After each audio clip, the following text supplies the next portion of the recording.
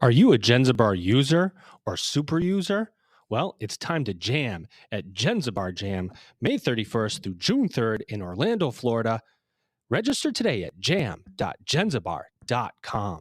3 higher ed authors, 100 plus college and university presidents, dozens of actionable insights for academic leaders.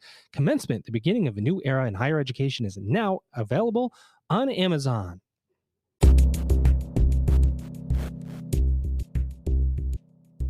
Welcome back, everybody. It's your time to EdUp on the EdUp Experience podcast, where we make education your business. Dr. Joe Salustio back with you on another episode. I say that over and over again, but it's true. I want to thank you all, as I usually do, for picking up a copy of Commencement, the beginning of a new era in higher education, a book I just recently wrote this past November of 2022, along with my co-author, Kate Colbert, that brought in insights from the first 125 presidents we interviewed on this podcast. It's sold thousands of copies and is in the hands of higher ed administrators all across the globe, and we could not be more honored. Thank you for your support. And I'm going to continue to say thank you every single episode because I really mean it. But I'm going to just get back. I'm going to skip all the other stuff that I say, and I'm going to go right to the episode because we've got important people here today. I'm going to bring in my guest co-host first. You know him. You've heard him. I hear him chirping in my ear every day. He's calling me, telling me things. Joe, do this. You should do that. And he likes to tell me what to do. So I say, Bill, come on the podcast so I can tell you what to do. Here he is, ladies and gentlemen. He's Bill Pepicello. He is the former president of the University of Phoenix and an online guru of higher education. What's going on, Bill? Hey, Joe, how are you doing? Yeah, I'm glad to be here to help you save this episode, just like I have on many occasions. Yeah. I don't know about that, Bill. But one thing I know is true, and it's this. Oh, wait, it's this. See, I have to scroll through these things. I immediately regret this decision. So, I don't know about having you here, but we're going to get through it. I appreciate you coming on. We're going to bring in our guest right now. He's got a lot to say, and he's running an incredible institution. I've been thinking about having him on because we have some connections, some mutual connections, and it kind of presented itself. And I said, let's just do it. Let's do it now. And he came on willingly. Here he is. Ladies and gentlemen, he is Dr. Nido Qubein. He is president of High Point University. Nido, what's going on? Thank you for having me. This is an unusual podcast. I love all these sounds you've got going on in the back. You must have a full orchestra. Well, if you know what, I actually do, and it's unusual. It's only been the first 2 minutes, so I don't know what you're going to say by the end of this sucker here. But let's talk about High Point University. We always assume that there's somebody out there in our audience that has not heard of High Point University. So tell us, like you're telling us for the first time, about High Point. What do you do, and how do you do it? High Point University is in High Point, North Carolina. It's a school that I gladly chose to lead back in 2005. It was a tiny little school with all kinds of issues and problems, including about $125 million in deferred maintenance. I was slated to be the incoming chairman of the board of trustees, and the trustees begged me to come and be president to try to save it. I agreed to do it for 2 years. This is my 19th year. Amazing. I knew that's coming. So I could just feel it. My 19th year, and the reason I'm here the 19th years later is because I fell in love. I fell in love with the mission, the vision, the notion that we can plant seeds of greatness in the minds, hearts, and souls of our students, the notion that we can prepare them for the world as it is going to be, the notion that we can be the premier life skills university, the concept that I came from business, 35 years of running 6 businesses. I never worked for anybody. I went to grad school and right away began my first business. And the long story made short, High Point University, just a couple of stats, had 1,400 students. Today we have 6,000. We have $28 million in revenue. Today we have about 430. Number 17 U.S. News & World Report Best College in the South. Today, 11 years in a row, number 1. About 100 faculty members. Today, about 450. The campus was 91 acres landlocked in the middle of a city. Today we had 550 acres. Assets of about 56 million. Today exceeding 1 billion. Wow. We've had now about 15,500 applications for our freshman class, going by about 2,000, 3,000 a year. We went, most important, we went from 3 academic schools to 13 academic schools. And this is not, little stuff. These academic schools include law, dental medicine, pharmacy, nursing, engineering, optometry. You get the idea. At 1:30 today, I'm talking to a gentleman I'm asking for $50 million to name a school of entrepreneurship. We've raised in my tenure about $1 billion. We did not have any capital campaigns. In fact, I don't believe in them. We just sort of create a great product, Joe and Bill. We create a great product, you know about that. And when you create a great product, people will beat a path to your door. Doesn't mean they'll always buy from you, but they'll beat a path to your door. So our faculty here are not teachers, they're enablers of learning. At High Point, we do not weed students out of the system. We weave them into the family. And I believe our culture is incredible, it's extraordinary. And yet we understand the concerns, we really understand the needs, goals, fears, and aspirations of parents. And more importantly, we understand what it would take for a graduate from college today to excel in an ever-changing, globally competitive marketplace. You said so much. Okay, I don't even know how to contain myself right now with all these questions. I will tell you first impression, you used a lot of business words in there, and boy, I'm a businessman. You're in higher education. We don't use business words in higher education. We do at Hype University, Joe. We do it at Hype University. That's my question. How do you keep faculty, staff, what would be considered traditional higher education, on our toes from a business perspective? Because I'll tell you this. We fear change. Right? How do you keep the entrepreneurship vibe of a business professional going? Okay, that's a great question. And number one, you both need to know, this is the middle of my 19th year. Listen to me. I have not had one conflict with faculty. Not one. When you understand the needs, goals, aspirations, and fears of others, and when you commit yourself to build bridges of understanding with them, when you become the person the catalyst, who can give them what they want, which is security, sustainability, an academic atmosphere, best facilities, great offices, and making sure that you give them good students to teach, and you make sure that the environment is conducive, then people are willing to be elastic in their agility and flexibility to tolerate a business guy like me. So I am I'm sort of a very open person. I tell you what I'm thinking. I have a faculty meeting tomorrow. I send faculty all kinds of, I sent one today by a columnist who said that higher education is, too naught, and it's, losing its purpose, and people don't want to spend all that money. And I send them stuff like that. I have prepared the faculty meeting how 56 colleges and universities have shut down in the last 2.5 years. How more than 450 of them have gone out of business. I'm not talking about profit, it's non-profits now. Business, in the last 14 years. And I explain, Joe, to your question, I explain the fundamentals needed to run a solid organization. And I show you how when you follow these fundamentals, you are much more likely to succeed yourself. At the end of the day, why are you a faculty member? Because you want to help these students to become really good at what they do. And that's the purpose of why we exist. So I believe when you explain things, and when you have an open heart, and when you're a fair and just president, people respond. It doesn't follow, therefore, that they're like everything we do or everything I say. Those are two different things. I don't want everyone to be a copycat of this president. I want people to have variable ideas and come from different perspectives. But at the end of the day, I am the CEO, and I have to call the shot, because I cannot sacrifice the university for the sake of any one group or any one person. I have to look at the next 100 years and say, we are planting seeds to ensure that these students will be remarkably proud of the institution where they graduate. So, Joe, I don't know if I answered the question, but I had 6 businesses myself. I came, as you know, from the Middle East, $50, could hardly speak English. My dad died when I was 6. My mother had 4th grade education. She brought us up. And you'll forgive my lack of humility. I was very, very successful in business. And I have some of the highest awards to prove it, in certain organizations. But that means nothing if I can't connect with people. So it's not about communicating with, It's about connecting with. You know, it's the difference, both of you know this. It's the difference between content and context. So faculty have enormous content in their disciplines.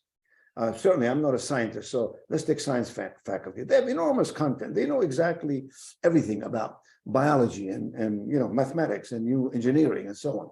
But content, my friend, absent of the context in which it might reside, is insufficient, it's incomplete, it may be inaccurate, and it's frustrating. So my job is to explain to our faculty here the context in which higher education fits, but much more importantly, focus is more important than intelligence. I'm focused on High Point University. What is the context of High Point University? How will we thrive and survive? And by the way, gentlemen, we have survived and thrived over here. You should see this campus, you'll understand.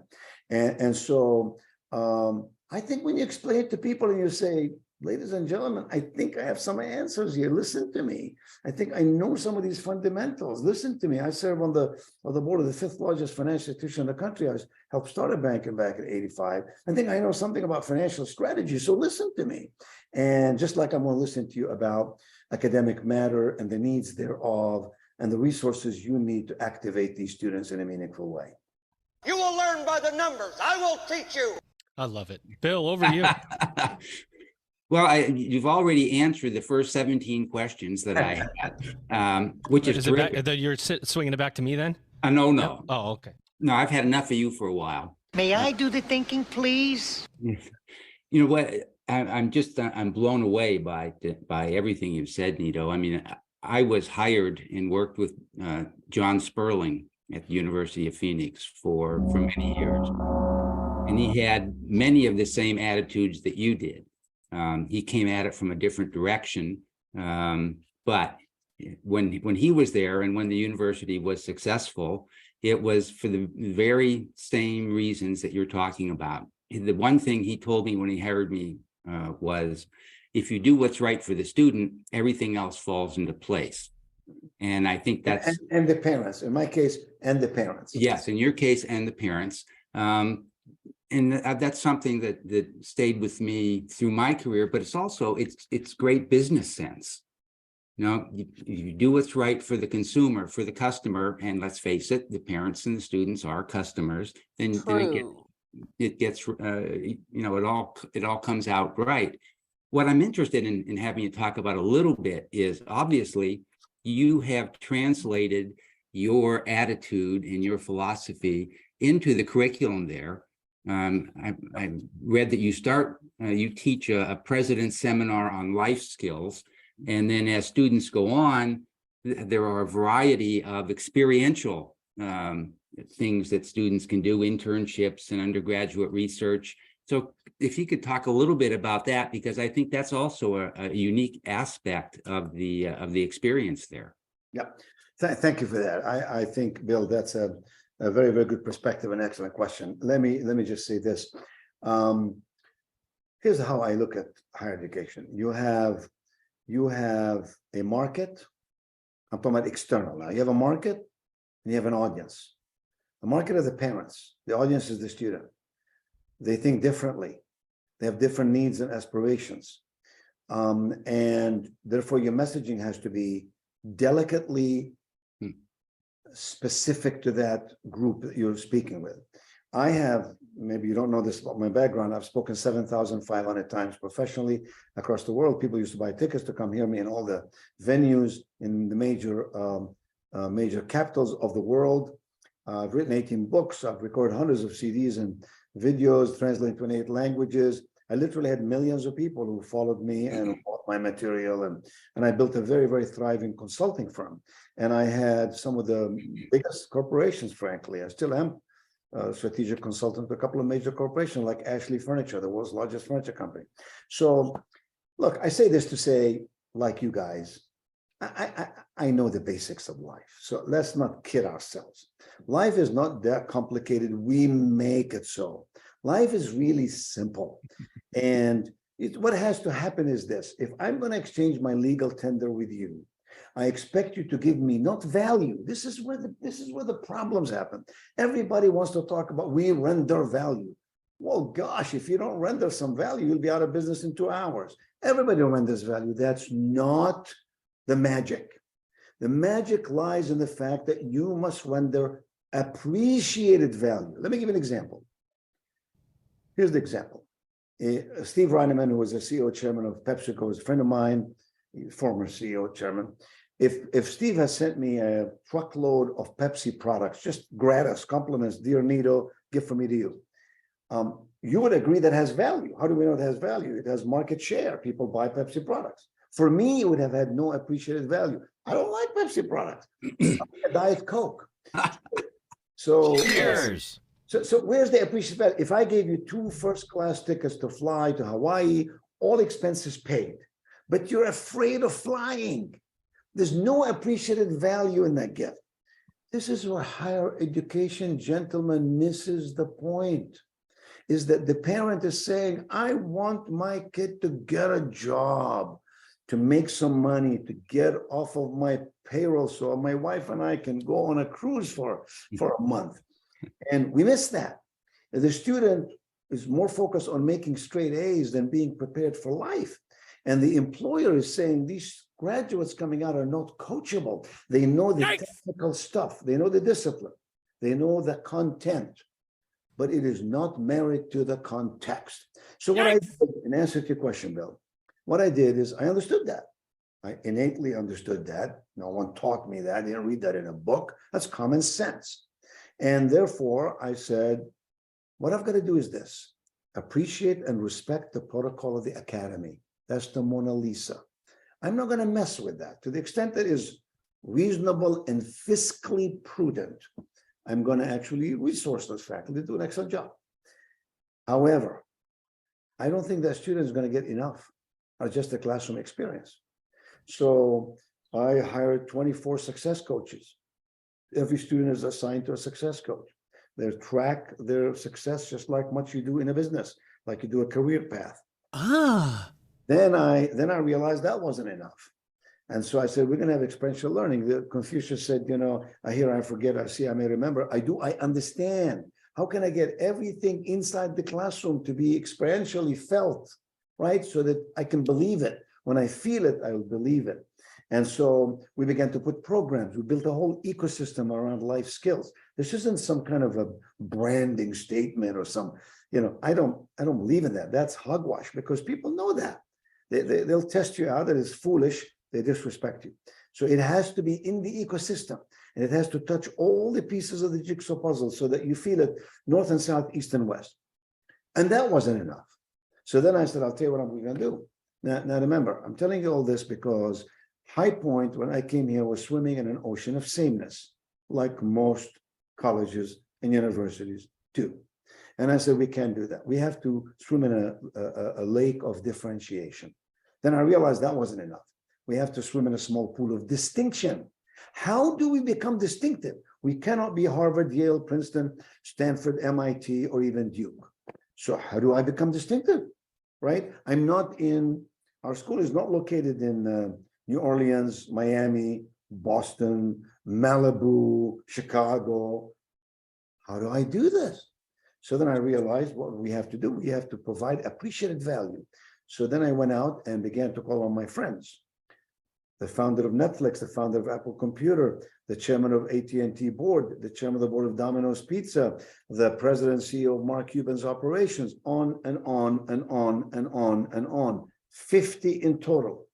And I attract them to this. I was in business a long time. I served on 5 corporate boards. You know, I had a pretty good Rolodex. So I called on these friends and I said, I need you to come here every semester. I need you to speak. I need you to dine with my students. I need you to take pictures with them. I need you to tell them about their failures and their successes. And guess what, guys? It just blew up. Now it's complicated.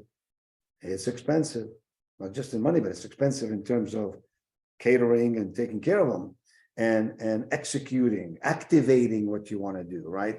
You emote to inspire, you inform to involve, you must resource to activate. So it takes a lot of resources. And hey, I've had 400 presidents of schools come visit me, 400. They all ask me the same question. Sort of like what Joe asked me a minute ago. How in the world are you doing this? How in the world you have fights with the faculty? How in the world they don't have, no confidence votes like they do so many camps? How in the world you hear 19 years, the average president is about 3.5, 4 years tenure today? And that's what I tell them. I say, we figured out what these different audiences need to be happy and joyful and feel significant. And to the extent one can do that, we can do that. We're a very generous institution, very, very generous with bonuses. I gave the university my place at the beach. Faculty can go take their family to the beach free of charge. Everybody gets money on the passport, $600. They can eat free on campus. Technology gifts, all the clothing you want is all free to faculty and staff. This is a different mindset, but we have never lost sight of the fact that we're an educational institution, that the academic protocol must be preserved, that I wouldn't want in any way to do something frivolous. Everything must be substantive and substantial.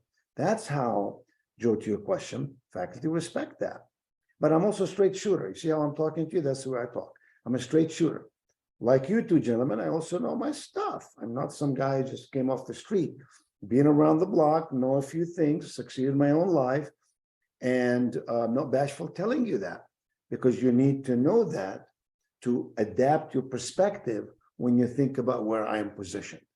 And, it works, man. What can I tell you? It works. I don't mean to suggest it's easy. I wouldn't want a single person here, Joe, listening to us or watching us, to assume that it's a walk in the park. It is not a walk in the park. It is complex to lead the university. It is difficult to fill enrollment the way you want to fill it with the right discount rate and all of that. Our discount rate is under 30%. It is difficult to create revenue or expense, which I have to have, because we built 108 buildings. I told you we bought 450 acres. We don't borrow money. Everybody wants to say, oh, Nido, got this, he's a house of cards. That's baloney, that's jealousy, that's envy. Every building we build on this campus, we build with cash. We don't even have a construction loan. So we're pretty adept, as you gentlemen know, we're pretty adept at managing cash flow. And business families love this. They eat it up.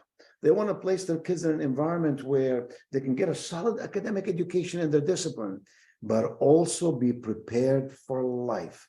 And that's why Prepare to be astonished. And that's why, my friends, I'll tell you, we're doing very well. And I'm very grateful. We're a God Family Country School. I should tell you that. We're a God Family Country School. Let me shout it from the mountaintop. I'm a patriot.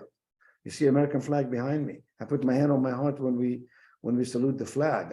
This is not a school where you just anything goes. It's not. And yet we're an inclusive school. We have people with all religions and no religions, all political parties and some lost people who don't know what that is. But nevertheless, it works. Somehow it works. I believe when you respect other people and when you're civil, when you're inclusive, and when you're fair and just, fairness and justice. And frankly, gentlemen, when you're authentic, I put authenticity above charisma any day of the week. I want my people here, including fact, to know this president is honest and forthright. I may not like what he does. I'll give you a simple example. You want to take the most difficult subject that you could ever discuss? It's called tenure. No. I say to faculty, I'll ask you one simple question. Why isn't tenure booked on the balance sheet as a liability? In business, when you have a promissory note, you book it on a balance sheet as a liability. So explain something to me. Does it make any difference to you if you have full tenure, but you're working in a failing institution? How is that? How does that preserve your own personhood? How does that, what you're going to tell people, I don't make any money and my job is maybe in peril, but I'm tenured? It doesn't make a bit of sense. So at High Point, we have to be very responsible. We cannot tenure everybody. I talked to a president, 90% of his people are tenured. No wonder these schools are going broke. The ones that have endowment and all that, we're not talking about those. We're talking about all these schools in the middle and below who are struggling. There's a school in Alabama, I won't mention the name, Phi Beta Kappa, about to go out of business. They had to go to the legislature and say, if you don't give us money, look it up. If you don't give us money, let's shut down. What the heck is going on? And the legislator said, can't give you money in a private school. This is tax money. So they said, well, can you lend us some money? They're trying to borrow $30 million from the legislature. Now, our leader of that school, I take a very different approach. So I had those problems, my friend. I told you 120 million deferred maintenance, but we went from 56 million to more than $1 billion net assets. And you should see this campus. I mean, we built we have academic facilities like you can't imagine, laboratories of the highest order. And the schools we started are difficult schools, as I cited earlier. They're not simple schools to start. They're very difficult. Accreditation, as you know, very, very difficult. So I'm a no-nonsense guy. I'm a results-oriented guy. Everybody has a t-shirt that says results rule. Effort is lovely. I'm grateful for it. But results rule. You got to show me the bottom line, the results. That applies, Joe, to admissions. It applies to facilities. It applies to business office. And it applies to faculty. Excellent. If I have classes that have 6 people in them, I go bunkers. I'm losing money in that class. You have to explain that to faculty. Most presidents maybe are scared to do that. I say, look, I've done my homework. I literally have someone go around and look at every hour. When I first came here, we had classes. I know I'm going too long, but listen, you're kind of listening to me. When I first came here, we had classes basically that went from 9, 10 in the morning, about 2 o'clock in the afternoon. Now, lesson number 1, load management, efficiency, productivity. And every school wanted to have its own building. I said, time out. I can't do that. Well, let's start the insanity. That's against my nature, yes. So I said, we're going to have classes from 7:45 in the morning to 7:45 at night. And some professors would like to teach at 7:45 in the morning. There's some who like to teach 7:45 at night. Guess what? It works. Load management. Why do we have red-eye flights? Why? People misunderstand. They think it has to do with the atmospherics and so on. The fact is, those airplanes cost so much money, they must stay in the air. Otherwise, you will never get your money back. Well, we built a $100 million building here. I can't use it 4 hours a day. So our faculty here are on campus Monday through Friday, minimum 5 hours a day, and they teach as well as they get involved in. We don't have faculty who teach one class and make $300,000 a year and spend all the rest of the time, research or whatever. I respect research, for sure. I respect research. America needs more research, but we're not a research. We're not R1, R2. We have doctoral programs in 7 or 8 disciplines. But some of our faculty do research. In fact, yesterday I'm very, very proud of our undergrads. I went to all of their undergrad research. It was fabulous. I'll talk about it tomorrow at the faculty meeting. But you got to teach. You got to be in the classroom, right? Everything is about productivity and efficiency. Otherwise you lose. And then I show examples of colleges laying people off, taking away 401k, making them teach 16, 20 hours. The chair is broken and the projector doesn't work and it's from 20 years ago. That's not going to fly. These kids coming to our schools today are so savvy, so socially engaged, and they know technology like the back of their heads. We talk about AI, artificial intelligence, going to change the world. It's changing the world. But here's the deal, guys. You can have all the artificial intelligence you want. You'll never have artificial wisdom. Yeah. Wisdom. Yes. It's time to jam. Yeah. At Genzibar Jam, the annual meeting for the Genzibar community in Orlando, Florida, May 31st through June 3rd, 2023. You are invited to join us for the annual gathering of this Genzibar community at the Gaylord Palms Resort in Orlando, Florida. Don't miss it. You're going to discover new tips and tricks that you can save your office time, resources, and money every single day. It's time to jam. Register now at jam.genzibar.com. Yeah. You know that the world of higher education is experiencing evolutions and revolutions. You want to be part of the progress. Commencement, the beginning of a new era in higher education with insights from more than 100 college and university presidents, will show you how. Get your copy of Commencement, the beginning of a new era in higher education now on Amazon right away. We think you're going to love it. It's Amazing. Nido, I want to, one of the things that the lesson that I'm learning here, I'm not learning it, but you're reinforcing it. It's something I used to tell my staff and my faculty, is that every business decision you make is also an academic decision, and every academic decision is also a business decision. And you have to balance those two things. Now, having said that, have you made the decision, whether it's business or academic, to stay residential and not have a large online presence? The answer is yes. But I don't know that I'm right. Okay, so let me just qualify the answer. During COVID, we stayed open. We spent $20 million to ensure that we have a safe campus. And I asked the parents this simple question. We can go online for those who want to go online. You can stay home and study remotely. And our faculty were fantastic. They agreed to do both. It's unbelievable. I bonus everybody. And I said, you are unbelievable to be able to do that. And, but I stayed open. I said to the parents, what do you want me to teach your kids? Every time there's a problem, we go hide. We put our light under the bushel. I want to teach your kids to have perseverance, grit, to understand that adversity will always be in their path. And they must learn to go over it, under, around it, and deal with it. So stayed open. I rented 10 hotels and hired extra nurses, extra security, extra food people. We delivered hot food to every one of those kids. At one time, gentlemen, I had 760 kids quarantined. Now, you know what I just said to you. We had to deliver hot food, supplies, make sure the nurse is checking on them, make sure mom and dad are not worried in Boston or Miami or Chicago. And I recorded a video every day and send it to the parents. Let me tell you what's going on today. Let me show you. The kids are doing fine. Sure, we have, these masks, and sure, we're sitting separate, but it's normal, guys. It's really normal. Look, we're doing it. We're making it. That's a leader who shows people that you can have confidence in. Nailed it. You can trust us, right? And so, however, we are a residential institution. 93.6% of our students live on campus. You're required to live on campus. Freshman, sophomore, junior. You can live off campus. Seniors, 85% of them choose to live on campus. We built some phenomenal facilities. We're always rated in the top 2 or 3 best dorms in America.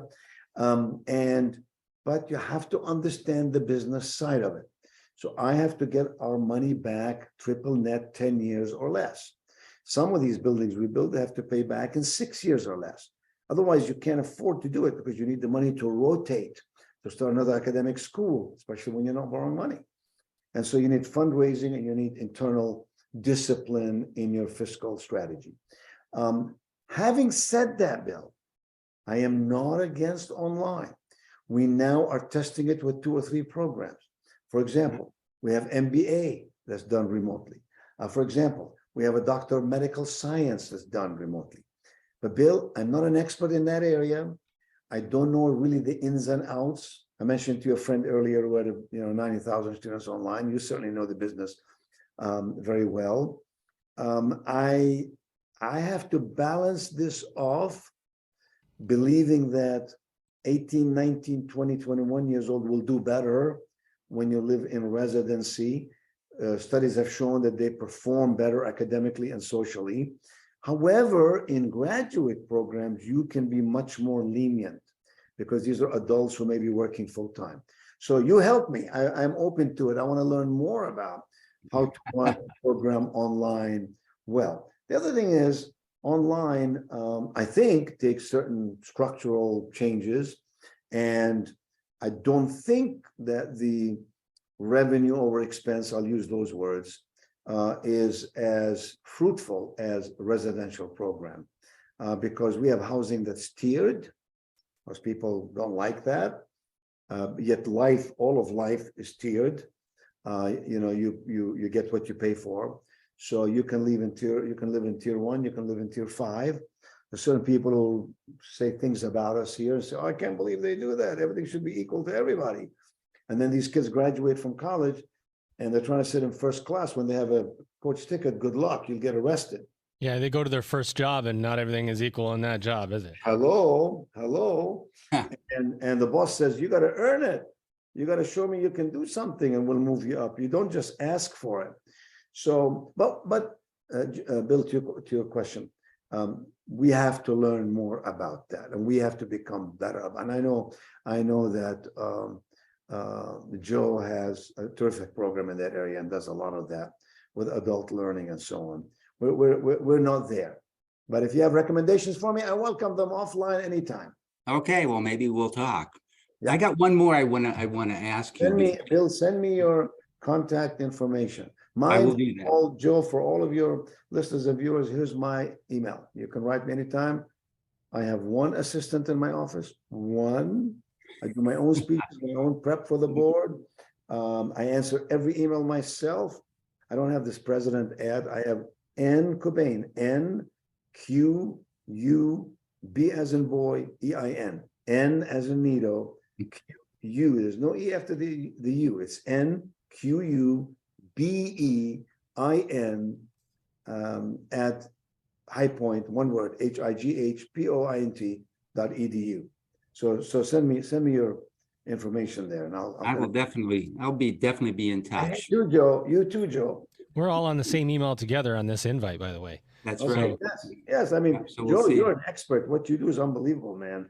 So That's the I'm going to read truth. the book Commencement. I'm going to go buy it today.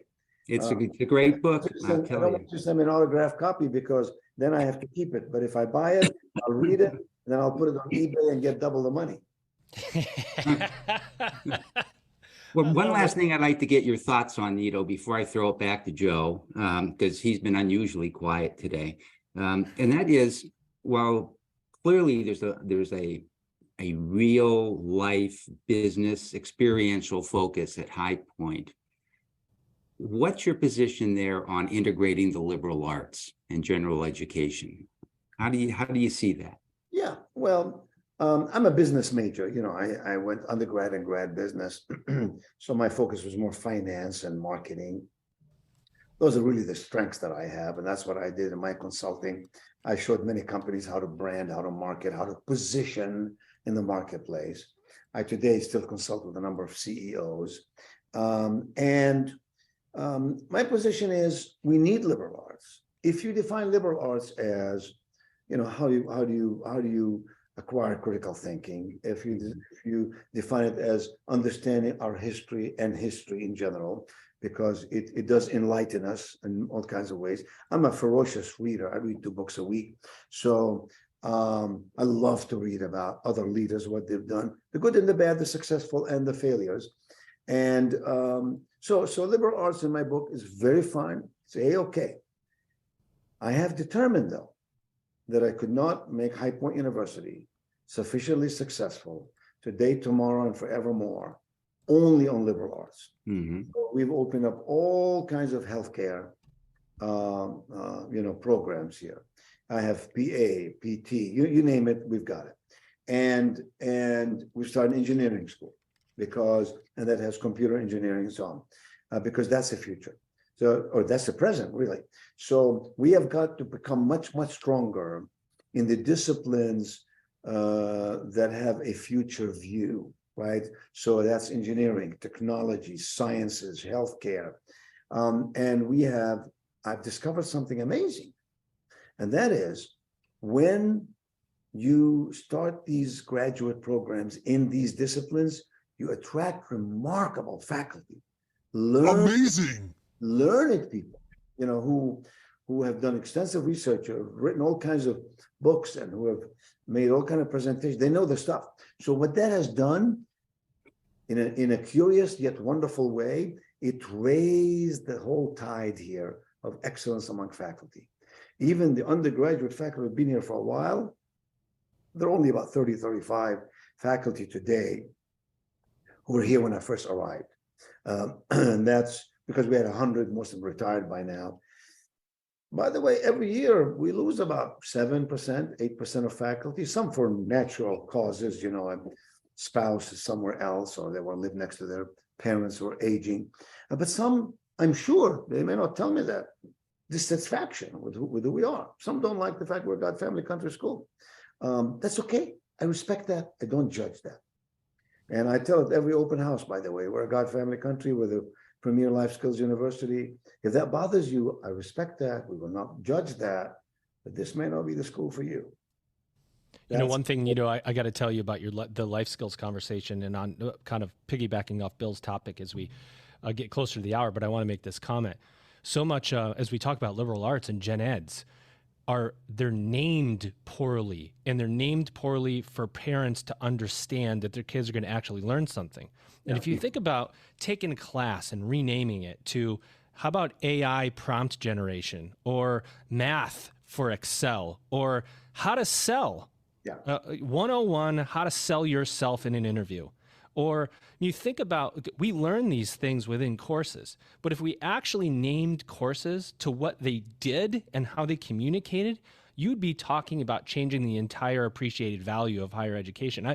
I talk about this, and I write this in the book, and I go, and this comes up because we interviewed a guy way back at the beginning when we started this podcast, and he's the president of iHeartRadio in New York, Bernie Weiss. And he says, I don't understand these courses. Why isn't somebody taking a course in account management? Because when they get out of college and they're an account manager, which is an entry-level position that I'm hiring for, they don't know a lick about customer service and account management. They know. But Joe, you know the answer to that question. Yeah. Accreditation. I just want you to change it. Yeah. And we have. I say to faculty, when you name a course a certain way, ask yourself this question: will the parents see the appreciated value in that course, which is costing them about $6,000, $7,000? Ask yourself that question. If you had a child, would you pay money? But we know why the courses are named that way, because accreditation appreciates it more, because when they go deliver papers at conferences, if you put the titles you've just used, which is what I like, all my books, by the way, are called like that. You know, you've written like 40 books, right? 18 books, but they're all simple titles, nothing fancy footwork. And so they will not get respected in the academy. So what you're talking about is a changeover in the very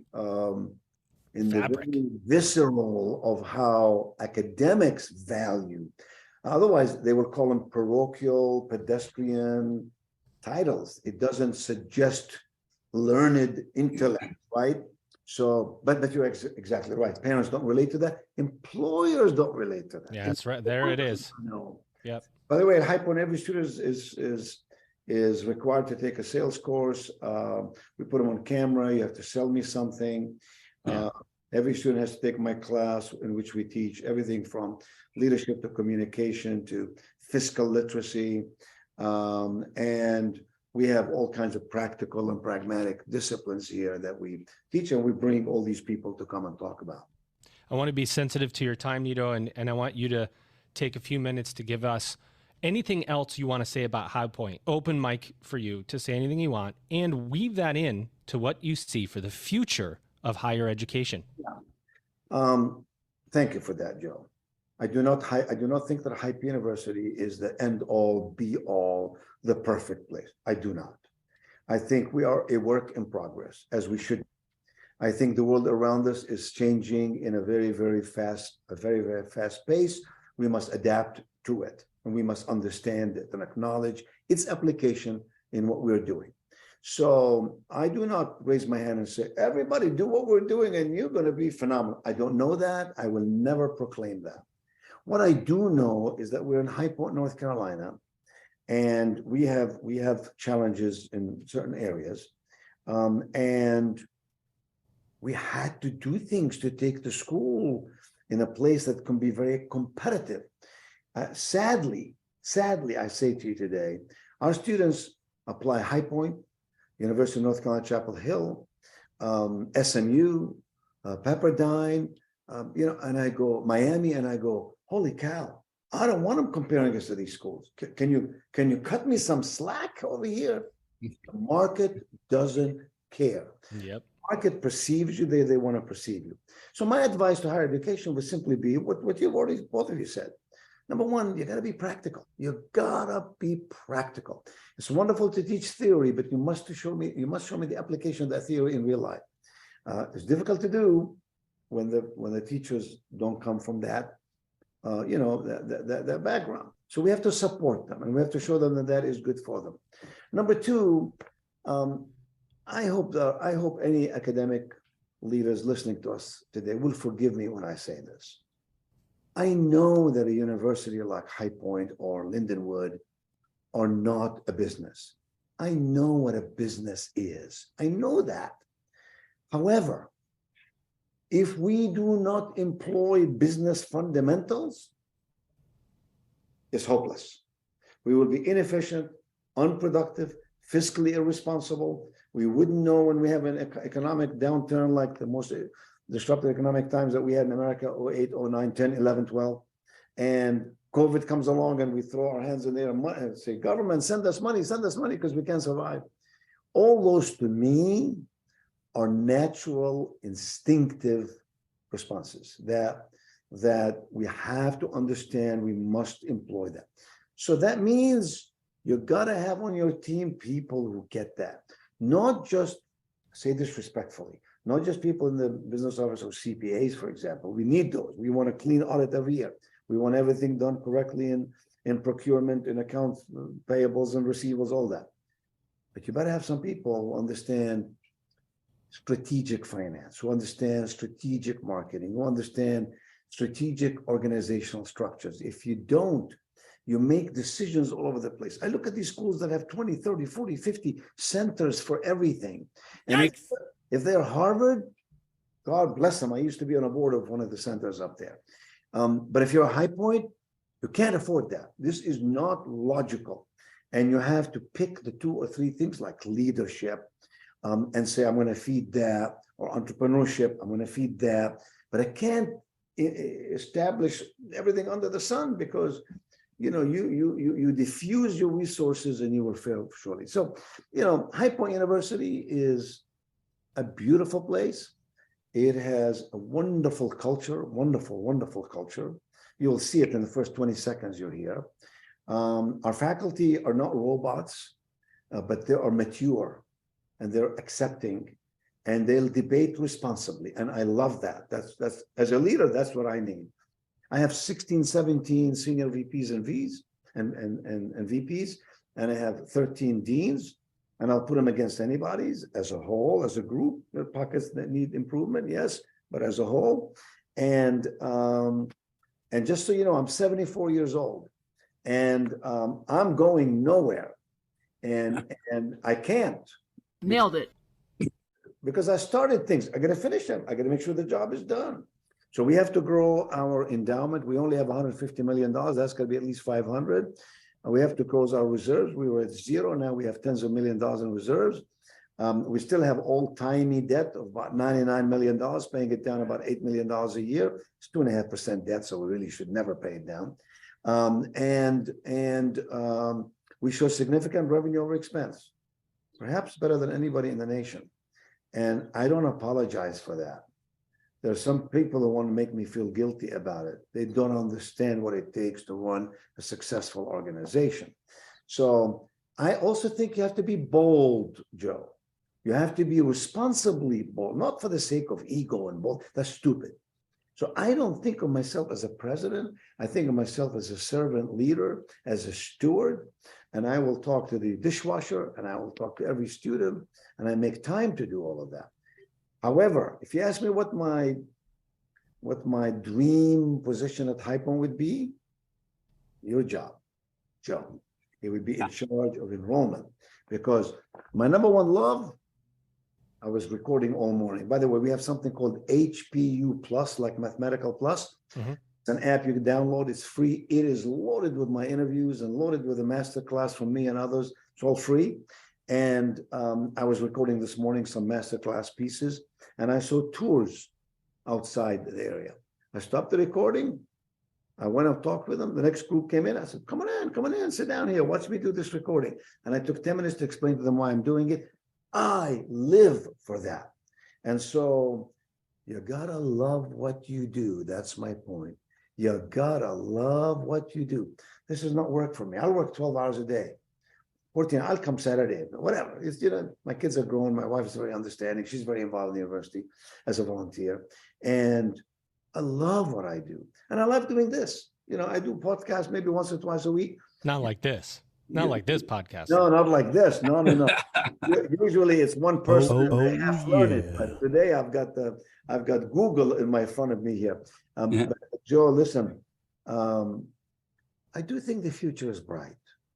I do think hope is eternal. I do. I also think there are going to be a lot of schools that shut down, and a lot of them who will be just trying to hook up to. 7 schools came to me, wanted me to take them over. 3 of them said, just take us over. You don't have to pay us anything. I'm like you guys, I can analyze and dissect financial statements, and I look at them and I go, why would I do that? Great Scott. Taking issues, right? And so I'm sad to see that. I must tell you, I'm sad. It's because those schools are 2 years late coming to you. Exactly. Right? They're 2 years late. You're exactly right. But as a business, experienced person, we have too many colleges. We just have too many of them. And you must, like banks, you must purge them and create stronger institutions. And so, and by the way, I don't know what Lindenwood's discount rate is. I talked to 3 or 4 presidents who came to see me in the last 3 or 4 weeks. And these are pretty good schools. You would know some of those schools. This weights in the 70 percentile, 65 to 70 percentile. I don't get it. Yeah, you can't. Well, it's because you're not running the business. You're one of the first things I did here is go, what's the discount rate and how could we possibly maintain that? So we've reduced it significantly right away just by not giving. I mean, there is culture. I know we're going over time, but there's a culture of just giving things out. Oh, here's the disc. We're just going to give this to you. And I go, why are we doing that? Why are we just giving things away? Why don't we sell? Why don't we sell the experience and the student will want to buy it rather than us trying to justify the sale by giving you more of something. Yeah. If you're going to give it away, go somewhere else. I mean, exactly right. Well, but if they give it away, the student is not getting benefit because that's right. They can't upgrade technology. They can't hire the best faculty. They can't have the best lab. So you're actually cheating yourself and cheating your population. With that, ladies and gentlemen, I have to tell you what an episode this was. Oh boy, we could go on forever, Bill, don't you think? Oh man, I would. I'm going to have to come out and visit. This is. There are lessons to be learned at High Point for sure. Lunch is on me. Oh. Okay. Lunch is on me. I'm going to be in Raleigh in June. How close to you, Raleigh? How close? Oh my goodness, we're only an hour 20 from Raleigh. So Joe, maybe I'll swing on in. God be your witness. Oh, in June. Well, I'm not usually here in June, but when you come in this area, God be your witness. You got to come see me, and because I would like to talk with you. I'd like to learn from you, both of you. But Joe, given what you do now at Lindenwood, I can learn a lot from you. Well, I'll teach about podcast. You know a little bit about speaking, but maybe we'll do an in-person podcast. How about that? We'll create something, and I'll see what I can work out. I want to let my guest co-host go. He's Dr. Bill Pepicello. He's former president of University of Phoenix, an online higher education guru. Bill, thanks for coming today and rolling out of bed. Where do you, Mountain Standard Time now? Yeah, so we're on basically Pacific time right now. And you don't wake up before 10 a.m. I mean, it wasn't a thrill to be with you, Joe, but Nido, this was a great interview. Thank you so much. Thank you. It's my pleasure and my privilege to be with both of you. Ladies and gentlemen, our guest today, your guest, here he is. He is Dr. Nido Qubein. He is president of High Point University, and he is a man on a mission. Nido, did you have a good time on the podcast today? I had a really great time. I learned, listen, I took notes. Hey. With that, ladies and gentlemen, go ahead, Nido. Last word. It's called enlightened self-interest, right? So most people dwell in the zone of self-interest, but enlightened self-interest says, be an open mind, have a growth mindset, learn from everybody. Everybody can teach you something. And so I love to do this because it teaches me how to be a clear thinker and therefore a clear speaker. When you ask me those questions, it also underscores for me what we're doing, and it reminds me of some of the stuff, and it encourages me to do better every day. And so I thank you for being here. I got to take this call. Hi, Glenn. Hold tight. I'm doing a podcast. Give me 10 seconds. I love that he's taking a call right in the middle of the podcast. That's amazing. So, well, I'll tell you this. This guy is you've seen him on television, is called the billionaire. What is it called? The billionaire. What is that show called? The Underdog Billionaire. Oh, really? Yeah. Nice. And he's a dear friend of mine. He's a great, great guy. At 1:30 today, I'm talking to a giant of industry, and the ask is $50 million. So I think you brought me some luck. If I get $30 million today, I'm going to buy you lunch, and it will be the best hamburger you've ever had. Oh, geez. I'm going to tell you what. Well, with that, ladies and gentlemen, you know what we do here at the EdUp Experience. We make education your business. That's the tagline. I think we've done that today. You've just EdUp'd. Are you a Genzibar user or super user? Well, it's time to jam at Genzibar Jam, May 31st through June 3rd in Orlando, Florida. Register today at jam.genzibar.com. It's time to Level up. The beginning of a new era in higher education begins with you. Order your copy of Commencement, The Beginning of a New Era in Higher Education by Kate Colbert, Dr. Joe Salustio, with contributions by Elvin Freitas. It's higher education's must-read book of 2022. Discover how you can seize the moment to change higher education forever. Commencement, The Beginning of a New Era in Higher Education, now available on Amazon. For bulk orders, contact Kate, Joe, or Elvin